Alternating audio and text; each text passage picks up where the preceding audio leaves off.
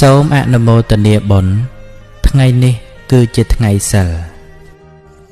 តម្កល់ខ្លួនត្រូវនៅដោយបញ្ញាសុខោបញ្ញាបដិលាភោការបានបញ្ញានាំឲ្យបានសុខការស្វែងរកបញ្ញាជាការស្វែងរកដ៏ប្រសើរពិតៗព្រោះហេតុដូច្នេះកាលណាបើយើងមានបញ្ញាជាទិសដៅសំខាន់ហើយនោះយើងគួរតម្កល់ខ្លួនទុកក្នុងកន្លែងដែលបញ្ញានឹងចម្រើនជានិច្ចការស្ដាប់ធម៌រឿយៗការដល់ព្រមដោយកុសលនិងការព្យាយាមរងាប់អកុសលនិវរណៈធ្វើឲ្យចិត្តមានសុខភាពល្អពេញលេញនេះជាកន្លែងដែលបញ្ញាមានការចម្រើនលូតលាស់រហូតដឹងច្បាស់នៅអរិយសច្ចធម៌ចិត្តល្អប្រសើរជាងរូបល្អរូបសល្អរាងគួរស្រឡាញ់